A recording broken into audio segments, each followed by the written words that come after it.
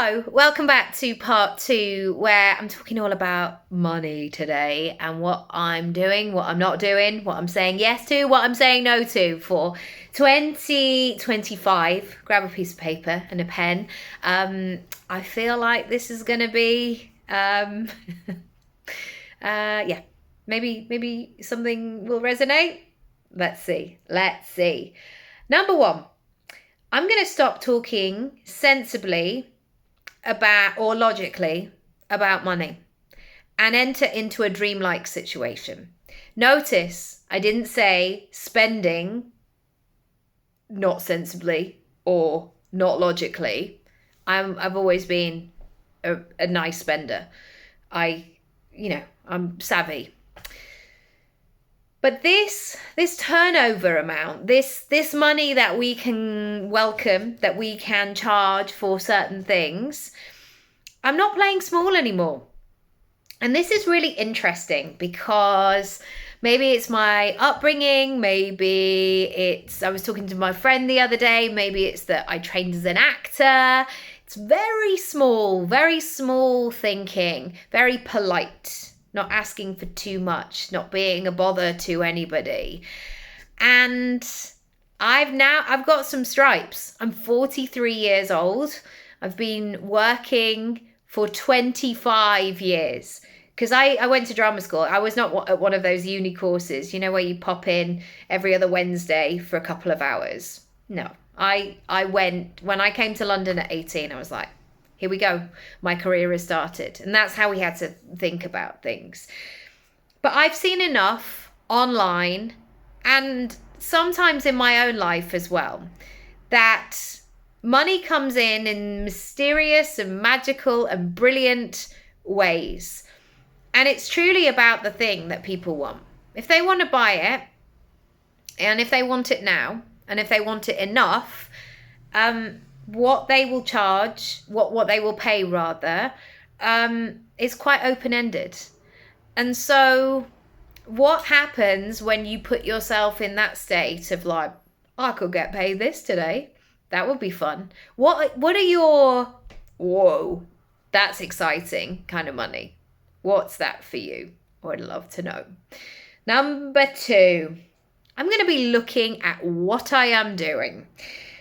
And regularly checking in. What are you doing? You say that you're working. What are you doing? Are these activities moving the needle? Could these activities be done by somebody else? Are these activities things that you have done before and yet you are doing them again? Why is that the case? Asking all of those questions. Because I am now at a stage where I should not be doing everything in my business. Other people could help me.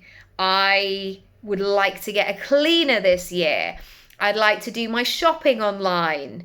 I want to take out all the stuff where I'm here, there, and everywhere when I could be using that time to make money or rest or have a nice time or a cup of tea in silence on my sofa.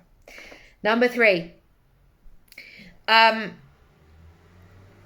really going to look at the solutions that I'm offering.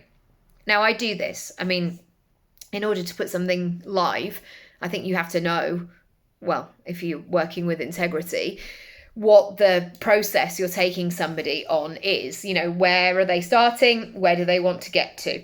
And I'm also going to be looking at it in more detail. Because, for example, my Speak Up program, yes, I will teach you how to speak up in public and create an income stream from that. But it's not really just about that. It's not really just about going, yep, I feel confident now. I'm here for the long haul, the ripple effect of I am now an experience. I want this course to be the beginning of the next 20 years for you. And I want you to rack up all of that CV, opportunities, places and spaces where you speak. I want you to regularly be a voice in a room where people go, I've never heard it said like that before. Whoa. Oh, now that makes sense. Because what we're finding is that the most confident people or the loudest people or the pushiest people are getting to speak up more. And we've been in enough places and spaces now to know that just because the person is the loudest doesn't mean they are right, or doesn't mean that their opinion is the most valid. And I always want to hear around the table from the people who are keeping quiet. What have you noticed? What happened? My son is a little bit like that. Sometimes he will go into an environment that he's perhaps not familiar with, and he won't say that much. And it's not because he's rude or, he's just there in the room. But when we get home, he can tell me everything about that room, what happened, the people, when they said that, what she was wearing, all of it. And I think that sometimes we mistake the loudest people for having all the information. It's not true. And it may be that your solution and your version of this could be really crucial and important. And I want you to know what your solution is so you can share it. Number 4, I have launched a all-in-one personal brand plan with everything that you may possibly need if you want to create a life-first business model, a life and a business blend that works with your personality, your circumstances, and your personal goals. That is how I can be most useful. If you are in a place and a space where you want to go all in, you want all of the elements to make sense to yourself, that is the best way I can help you. And it's been interesting over the years because I think that I've held back because I didn't want people to go, oh my gosh, I've got to find the money to work with somebody for a year. And yet I was doing that in my own business. And it's been interesting looking and observing this situation of how can I be most useful. And I was saying to a friend the other day, when I need to show up more in my business the way I do in my life. And I am not a dabbler. When I say I'm going to do something, I do it. When I became a parent, I was like, okay, let's go. It wasn't like, oh, I'm going to do this for a bit and then I'm not really going to feel like it. When I went to drama school, it was 3 years. And it was some of the most difficult, I'm just going to leave it there, difficult years of my life for many different reasons. And yet I was all in. I showed up and I did all of the things.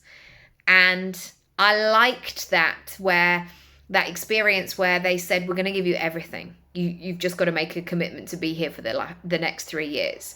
I'm not very good when there's a choice and I feel like it and I don't, and I'm in and I'm out. I'm doing it or I'm not.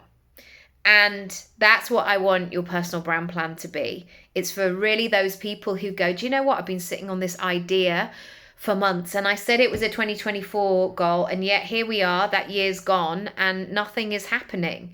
Or if you're just in this sort of waiting room situation where you just want to be like, come on, I want to do the thing now. I'm ready. I need the help and the support. If you want to check out more about that, by the way, go to my Work With Me page. It's all there, and book a call. We can have a chat and see if it's right for you.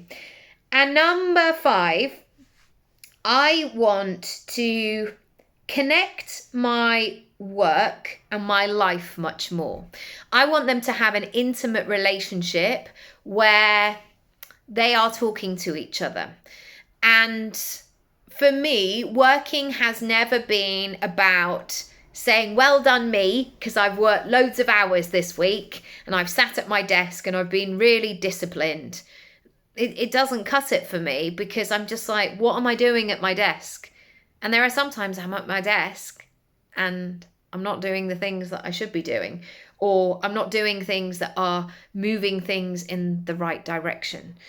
So when I'm talking about a work satisfying life, I want to create products and services and ideas, not just to say, oh my gosh, I'm so busy and I'm doing all of the things, but because I want them to be useful to other people so they have a great life and I have a great life from that. I get to choose and you get to choose if you work for yourself as well. So we may as well. As you may get a sense of. This is quite an in-depth process. Come back tomorrow for day 3. Follow along on my YouTube or Instagram or Substack, wherever you like to watch and listen. And I'll see you next time. See you tomorrow. Bye.